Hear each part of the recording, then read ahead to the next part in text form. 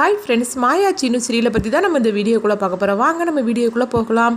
புவனேஸ்வரி கார்த்தி தான் காட்டுறாங்க. அப்போ பசுபதியும் மகளிங்கமும் வரவும் அப்போ புவனேஸ்வரி கேட்குறாங்க, என்னென்னா நம்ம நினச்ச மாதிரிக்கே எல்லாம் செய்து முடிச்சிட்டியா அப்படின்னு கேட்கும்போது, ஆமாம் நீ சொன்ன மாதிரிக்கே அந்த பாடியை நான் கதையை முடிச்சுட்டு வந்துட்டேன் அப்படிங்கிறாங்க. நம்ம மேலே யாருக்கு சந்தேகம் வரல அப்படிங்கும்போது, இல்லை யாருக்கு சந்தேகம் வரல, ஊர்ஜை கேட்குறதுக்கு அது அதுவே ஏற்கனவே ரொம்ப நாளாக ஆகிப்போச்சுது. அதனால தான் நான் சீக்கிரமாகவே யாருக்கிட்டையும் சொல்லாமல் நான் முடிச்சிட்டேன் அப்படின்னு சொன்னனால யாருக்குமே நம்ம மேலே சந்தேகம் வரலாமா அப்படிங்கிறாங்க.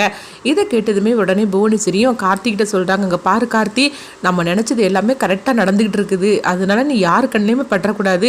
சொல்ல பொண்ணைக்கு நம்ம வீட்டில் உள்ள வேலை செய்யப்பட்டவங்கள கொஞ்ச நாளைக்கு நம்ம வீட்டுக்கு வர சொல்லக்கூடாது அப்படின்னு சொல்லவும் அப்போ கார்த்தியும் சரிங்கத்த அப்படிங்கிறாங்க. அப்போ பசுபதி சொல்கிறாங்க, எங்கள் பாரு கார்த்தி, கொஞ்ச நாளைக்கு நீ உன் ஃப்ரெண்ட்ஸுகளுக்கெல்லாம் ஃபோனுங்கிட்ட பண்ணிடாத, மறந்து போய் நீ யாரு கண்ணிலுமே பற்றக்கூடாது அப்படிங்கும்போது, சரிப்பா நீங்கள் சொன்ன மாதிரிக்கு நான் கேட்டு நடக்கிறேன் அப்படிங்கிறாங்க. சரி நம்ம அடுத்ததாக இப்போ என்ன பண்ண போகிறோம் அப்படிங்கும்போது, அதான் ஊர் பஞ்சாயத்தை நம்ம கூப்பிடணும், கூப்பிட்டுட்டு அந்த ரகுராம் குடும்பத்தை என்ன பண்ணுறோன்னு பாரு அப்படின்னு சொல்லவும் உடனே பசுபதியும் ஊர் பஞ்சாயத்தை கூப்பிடுறாங்க. இங்கே பார்த்தோம்னா அவங்க சிவராமனையும் ரகுராமையும் தான் காட்டுறாங்க.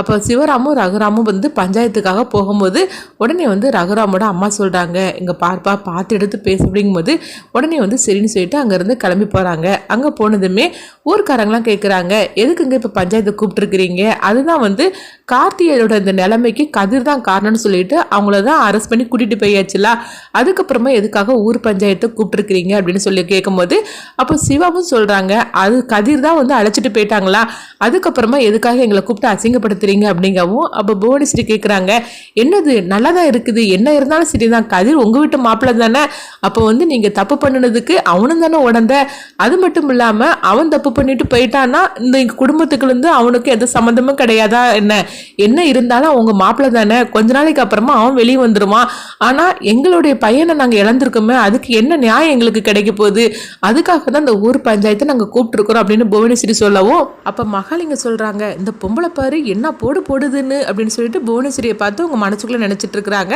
அப்போ ரகுராம் சொல்கிறாங்க, அந்த கதிருக்கும் எங்களுக்கு எந்த சம்மந்தமும் கிடையாது, சொல்ல போனால் அவன் எங்கள் வீட்டு மாப்பிள்ளையே கிடையாது அப்படிங்கும்போது, ஆமாம் நீ நல்லா தான் சொல்லிட்டு இருப்ப, என்ன இருந்தாலும் சரிதான், நீ மாப்பிள்ளை இல்லைன்னு சொல்லனா அவன் வீட்டு மாப்பிள்ளை ஆயிட முடியாதா என்ன, இன்னமும் அவன் கெட்டின தாலி உன் பொண்ணு கழுத்தில் இருக்க தானே செய்யுது, அப்படி இருக்கும்போது நீ எப்படி சொல்ல முடியும் உங்கள் வீட்டு மாப்பிள்ளை இல்லைன்னு? என்ன எல்லாரும் சேர்ந்து திட்டம் போட்டு நாடகம் தானே ஆடிட்டு இருக்கிறீங்க, என்ன பிறந்தாலும் சரிதான், நாங்கள் தான் எங்கள் பையனை இழந்திருக்கிறோம், அதுக்கு எனக்கு ஒரு நியாயம் கிடைச்சாகணும் அப்படிங்கும்போது அப்போ சிவா கேட்குறாங்க, இப்போ நீங்கள் என்ன தான் பண்ண சொல்கிறீங்க அப்படின்னு கேட்கும்போது, இந்த குடும்பத்தை சும்மா விடக்கூடாது, எனக்கு ஒரு நியாயம் கிடைக்கிற வரைக்கும் கண்டிப்பாக நானும் சும்மா எடுக்க மாட்டேன், எங்களுக்கு ஒரு நியாயம் கிடைச்சாகணும் அப்படிங்கும்போது அப்போ ரகுராம் கோபத்தோட பேச ஆரம்பிக்கிறாங்க. இங்க பாரு, நீ சொல்ற மாதிரிக்கு கதிருக்கும் எங்களுக்கு எந்த சம்மந்தமும் கிடையாது, சொல்ல பொண்ணைக்கு நாளைக்கு காளியம்மா கோயிலில் நான் காசு வெட்டி போட்டிருந்தேன், அவனுக்கு எங்களுக்கு எந்த சம்மந்தமும் கிடையாது அப்படின்னு சொல்லிட்டு அதுக்கு பிறவாது இந்த பிரச்சனையிலேருந்து எங்களை விட்டுரு அப்படிங்கும்போது அப்போ புவனேஸ்வரி சொல்கிறாங்க, நீ வேணா அப்படி சொல்லலாம், கதிருக்கும் உனக்கு சம்மந்தம் இல்லைன்னு, ஆனால் உன் பொண்ணு சொல்வாளா என்ன இருந்தாலும் உன் பொண்ணு சொல்ல மாட்டாளா, அவள் அன்னைக்கே பஞ்சாயத்தில் என்ன சொன்னா, எனக்கு கதிர் தான் வேணும்னு சொல்லிட்டு போனாளா, இன்னைக்கு நீ இப்படி சொல்லுத, ஆனால் உன் பொண்ணு சொல்லட்டும் நான் நம்பியிருந்தேன் அப்படின்னு சொல்லும்போது, என் பொண்ணு சொன்னால் அந்த பிரச்சனையை இதோட முடிச்சிருவேன்னு கேட்கும்போது கண்டிப்பாக நான் அந்த பிரச்சனையை இதோட முடிச்சிருந்தேன் அப்படின்னு புவனேஸ்வரி சொல்லவும் அப்போ ரகுராம் சிவா கிட்ட சொல்கிறாங்க, நீ போய் தனாவை கூட்டிகிட்டு வா அப்படிங்கும்போது சிவாவும் பார்த்தோம்னா நேராக வீட்டுக்கு வராங்க.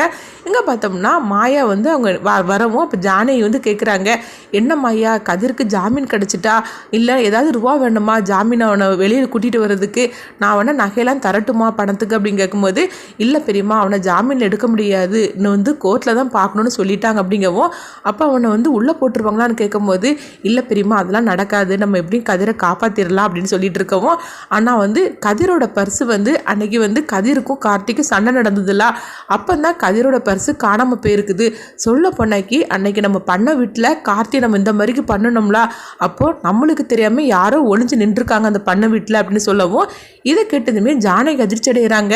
என்ன மையா சொல்கிற, வேற ஒருத்தவங்க இருந்திருக்காங்களா அப்படின்னு கேட்கும்போது, ஆமாம் அவங்க தான் அந்த பர்ஸை இந்த மாதிரி எடுத்து போட்டிருக்கணும் நம்ம மேலே பழியை போடுறதுக்காக அப்படின்னு சொல்லவும் இதை கேட்டதுமே ஜானகி அதிர்ச்சி அடைகிறாங்க.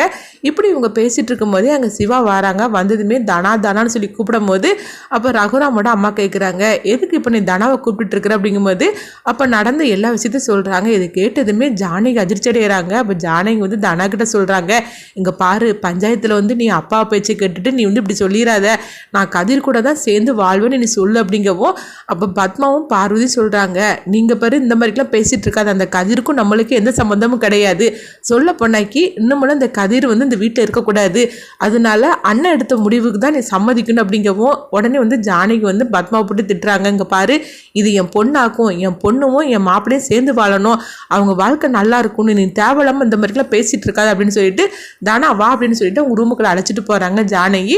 அப்போ மாயாவும் கூட போகவும் அப்போ தானா கிட்ட சொல்கிறாங்க, அப்பா வந்து கோவத்தில் இந்த மாதிரிக்கு முடிவெடுத்திருக்கிறாரு, ஆனால் அதுக்காக நீ அப்படி பேசிடாத, நீ வந்து கதிர் கூட தான் சேர்ந்து வாழ்வேன்னு சொல்லு, உன் வாழ்க்கையை நீ காப்பாற்றிக்கோ அப்படின்னு சொல்லவும் தானா வந்து சொல்கிறாங்க, எப்படிமா நான் அப்பாவை எதிர்த்து பேச முடியும் அப்படிங்கும்போது, இல்லை தானா, உன் வாழ்க்கையை நீ காப்பாற்றிக்கணும்னா நீ எதிர்த்து பேசி தான் ஆகணும், அம்மா இருக்கேன் உனக்கு என்னனாலும் சப்போர்ட்டாக இருக்கிற அப்படின்னு சொல்லவும் அப்போ வந்து சிவா வந்து தானா வா டைம் ஆகுதுன்னு சொல்லி கூப்பிட்டு போகிறாங்க. அடுத்து பார்த்தோம்னா வந்து மாயா நானும் வாரேன் அப்படிங்கும்போது இப்போ சிவா வந்து இல்லை நீ வர வேண்டாம், ஏற்கனவே அண்ணங்க கோவத்தில் இருக்கிறாரு, இப்போ உன்னை பார்த்தாருன்னா ரொம்பவே கோவப்படுவார், அது மட்டும் இல்லாமல் அந்த புவனேஸ்வரியும் தேவையில்லாமல் பேசிகிட்டு இருப்பா, அதனால பிரச்சனை தான் வரும், அதனால நீ வேண்டாம் மாயா அப்படின்னு சொல்லவும் மாயாவும் அந்த அன்னைக்கு பஞ்சாயத்துக்கு போகாமல் இருந்திருந்தாங்க. அடுத்து பார்த்தோம்னா தனாவை பஞ்சாயத்துக்கு அழைச்சிட்டு போகவும் உடனே வந்து ரகுராம் வந்து சொல்கிறாங்க, தனா உனக்கு அந்த கதிர் வேண்டான்னு நீ முடிவெடுத்து இந்த பஞ்சாயத்தில் சொல்லு, என்னுடைய மான மரியாதை நீ காப்பாற்று அப்படிங்கவும் அப்போ புவனேஸ்வரி எல்லாருமே வந்து காத்துட்டு இருக்கிறாங்க தானா என்ன சொல்லுவாங்க அப்படின்னு.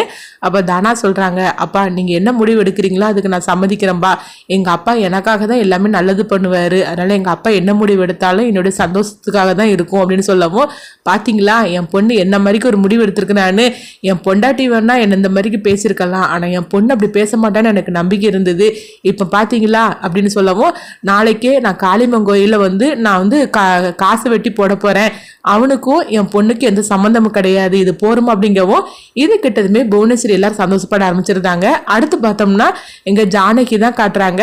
அப்போ ஜானகிக்கு வந்து இந்த விஷயம்லாம் தெரியவும் ஜானகி வந்து அழ ஆரம்பிச்சிருந்தாங்க, எப்படியாவது நம்ம பொண்ணோட வாழ்க்கையை காப்பாற்றணும்னு சொல்லிட்டு அவங்க ஒரு முடிவு எடுக்கிறாங்க. ஜானகி பார்த்தோம்னா நேராக ஸ்டேஷனுக்கு வராங்க. அவங்க வந்ததுமே அவங்க கான்ஸ்டபிள்கிட்ட சொல்கிறாங்க, கார்த்தியோட நிலைமைக்கு நான் தான் காரணம், கார்த்தியோட கதையை நான் தான் முடித்தேன், கதிருக்கும் அதுக்கு எந்த சம்மந்தமும் கிடையாது அப்படிங்கவும் இது கிட்டதுமே அவர் அதிர்ச்சி அடைகிறாரு. அப்போ குருவுக்கு வந்து ஃபோன் பண்ணவும் குரு வந்து வீட்டில் இருக்கிறாங்க. அப்போ குருட்ட வந்து இந்த விஷயத்தை பற்றி சொல்லவும் உடனே கிளம்பி வாங்க சார் அப்படிங்கவும் குரு அங்கேருந்து கிளம்பி வராங்க.